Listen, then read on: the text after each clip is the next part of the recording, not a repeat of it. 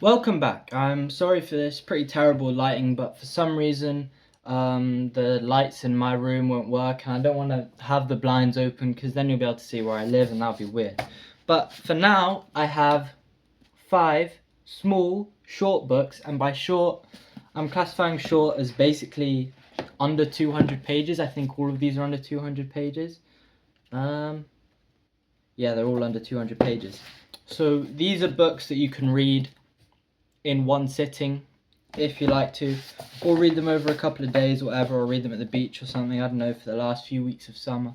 But most of these books are written by pretty well-known authors. Some of them, two of them are well-known authors, not their most well-known or most appreciated book, and then one of them is a more recent, less well-known book, which I talked about in my last video. So I'll start with John le Carre, Call for the Dead. This is, I believe, John le Carre's first ever novel. This was his debut novel. He was still in British intelligence in MI6 while he wrote this book. And this book, so John le Carre is a very famous spy novelist, and he's written a lot of these espionage thrillers, and a lot of them include the character George Smiley. And you can see on the back, he has a bunch of books following the character of George Smiley, including The Spy Who Came In From the Cold and Tinker Tailor Soldier Spy, and a lot of those famous books. But this was his very first book, and it was the first book to have the George Smiley character in it. And it's different from most of his later works in that it's set in the spy world, and George Smiley is a spy, or he was a spy. But it's not necessarily an espionage book. It's more of a kind of traditional crime novel, or traditional kind of, I wouldn't say it's a murder mystery book, but it's not an espionage book. It's more of a, let's say, more of a crime book set in London. But obviously, very short, and it's quite interesting how he was kind of, I don't know, just allowed to write this while being in British intelligence. So I assume, he's holding some stuff back, but if you want to get into John le Carre, I think this is still a great place to start, because even if it doesn't have kind of a lot of the thrilling spy espionage aspects of it, it's still got his great prose. He's an amazing storyteller, and you can really see that those kind of foundations in this book.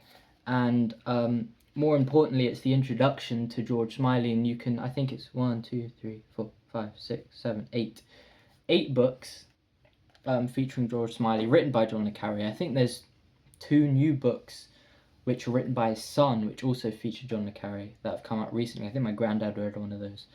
But it's really good, and it's written in 1961, so there's a lot of like this deep in the Cold War kind of atmosphere to it as well.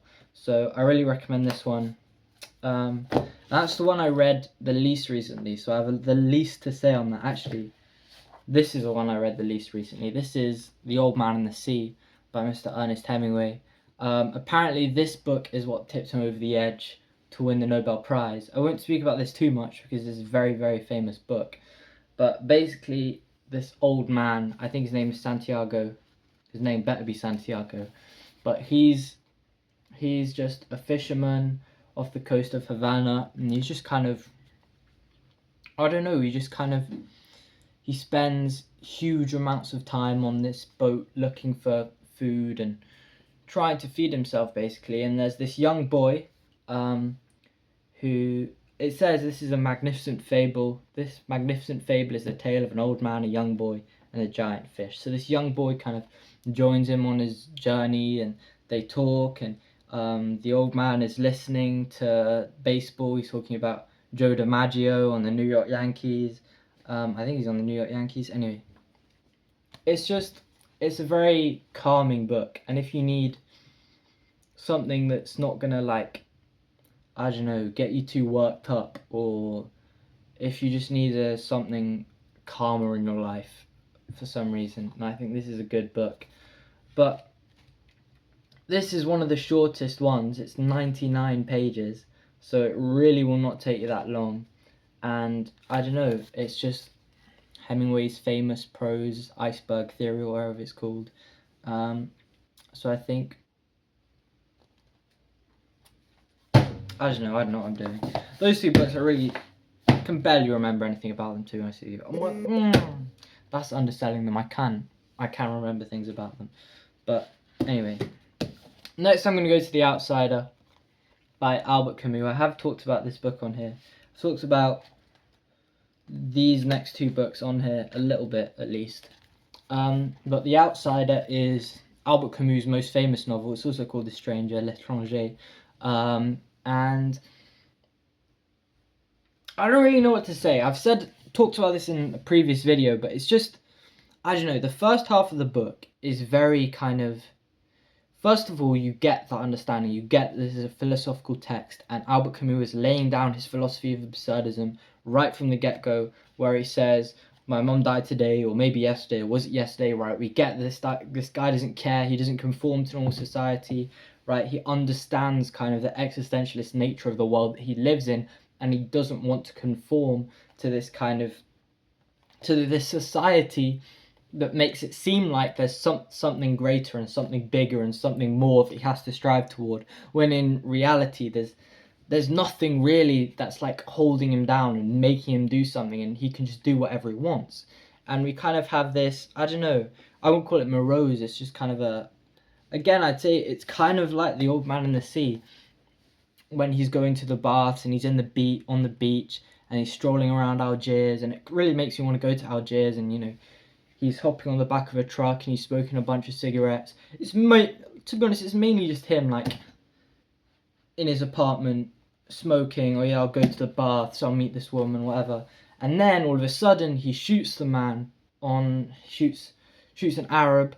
I think it's also quite interesting, as well as kind of the philosophy that they put in this kind of, how Albert Camus talks about, or he doesn't talk about, but how the kind of the judge and everything and the court proceedings after he shoots this Arab, it shows kind of the racism held in colonial Algeria, French controlled Algeria, against the native Arabs. But that's beside the point. But that's also another good aspect of this book, although then Albert Camus can't be bothered to support the Algerian Revolution. Pretty interesting. He doesn't want his mum or grandma or whatever to get blown up, fair enough, I guess, but you know, sure. And yeah, so in that moment where there's the song, I can't remember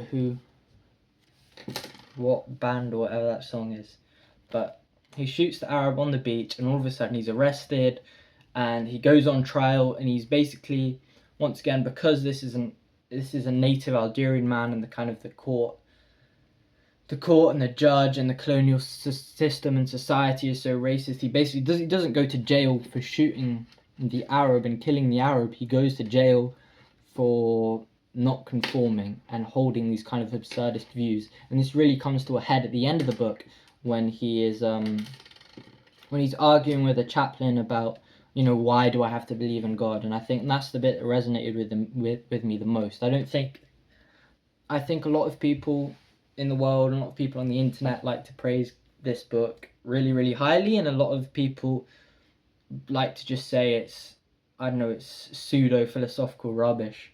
I disagree with kind of both of them. I think it is definitely worth reading. I don't think it's a philosophical masterpiece. Do I think that Camus is inventing his own branch of philosophy? No, I think, you know, this is, I don't know, you know, you could say that he's just stealing everything from Sartre or whatever, but, you know, Sartre was like misread Heidegger or something. I don't know what I'm talking about. I don't know what any of this means, but it's a good book. I recommend you read it. Once again, it's very short, and this kind of acts as an introduction to philosophy for a lot of people, even though it is a fictional work, and it works very well as a standalone novel. So I'd recommend that, especially if you're interested in the kind of ideas that it brings up with existentialism and things like that. Okay, next I'm going to talk about The Employees by Olga Ravn. This is the most recent book I read to completion. I've been not very good with my reading recently, and I've been reading like 5 books at once, and I didn't read I didn't read anything over the weekend, which is not good, and which is why I'm making this video, because I think maybe it will make me want to read, but we'll see about that. So this book takes the form of company statements, as you can see, and that's really, aside from being just a short book in general, the fact that it's a bunch of these statements, right, as you can see, some of which are over a page long, but most of which are not, most of which are very short. You can literally read this, I don't know, in an hour, in 2 hours maybe. But it's these people it's the crew of the 6,000 ship, and they're giving these statements to their corporate overlords, and over time we can see not only this conflict between the employees and their like corporate overlords back on Earth, who are making their life kind of miserable and hellish, and then at the end, just, it's not great. Not only is there that kind of conflict, which is, as you can see, the subtitle of the book, or the full title of the book, is A Workplace Novel of the 22nd Century. So in many ways, it kind of serves two purposes, I'd say, the book. One, it's a critique of modern office culture, and, or not office culture, of workplace culture and hyper-capitalism and hyper-capitalist kind of money, greed, and the way that leads companies to like mistreat their employees and everything, and kind of pretend that they care and do all of this rubbish. And then the other purpose of the book is kind of talking about like what makes us human, and whether these humanoid basically robots on the ship, how they interact with the real humans on the ship, and whether or not you can really class these humanoid robots, these humanoids, as living, breathing, thinking humans, when they possess all of the characteristics that a human does. You can see in their statements that they care and they feel, and they want to be human. They have this desire to be human, and that creates a very, very interesting conflict between the humans and the humanoids, which ultimately comes to a head at the end of the book. So yeah, so two kind of ideas which are very, very interesting. I think the kind of unconventional format of the novel really makes those critiques even more kind of not only impressive, but like more profound, I guess, because you're getting the point of view of many just nameless people, and you don't know who these people are. There's basically no named characters apart from, like, I don't know, Cadet Number 4, who's mentioned like 3 times in passing. So I'd certainly recommend this book. I don't know, I think I'd probably recommend it the most out of the ones I'm going to talk about today. I think it's a really, really good book, and it's based on this series of sculptures. I forgot to mention that there's these objects which makes people feel all of these kind of strange things, and is also a very important part of the book, and also kind of leads to their downfall. So there's a lot to talk about in this very limited number of pages, which I think is kind of, I don't know, that's kind of the aim of the video, to get books which punch above their weight. Lastly, I'm going to go with Don Delillo, The Silence. This is the second Don Delillo book I read. I've read White Noise earlier this year. I finished it in January. I started in December. And this is really, really weird. This is an extremely short book, largely because of this kind of, I don't know, it's like a font size you'd see in a book for 6-year-olds or something, and it's in Korean new font, which is a choice. I like Korean new font. I'm a fan. But this is one of the weirdest books I've ever read in my entire life. I've genuinely got no idea what Don Delillo was doing. Like, the more time I have to think about this book since I read it a while ago, it just makes less and less sense to me. It starts off, well, I would say it starts off conventionally, but it really doesn't start off conventionally, kind of at all. And this is if we want to talk about Don Delillo's dialogue, this is a book to talk about Don Delillo's dialogue, because his dialogue is really, really weird, and just the whole thing of the book is really, really weird. We can see that there is something completely wrong that has gone on. This is Super Bowl Sunday. Kind of this plane has to have a kind of crash landing. All of the lights are out in New York City, and everything's in trouble, and the TV won't turn on, and essentially we're in kind of an apocalyptic scenario.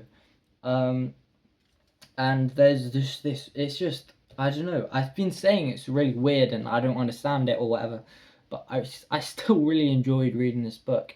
It's just, there's the feeling that you get through Don DeLillo's prose, and the way they're talking about Einstein and all this, and I don't know, just like they just keep repeating these words like they're talking in code, and it's supposed to mean something to them somehow, and this apocalyptic scenario. And I genuinely, I don't know, this book, let's just say this book would not work if it was 300 pages.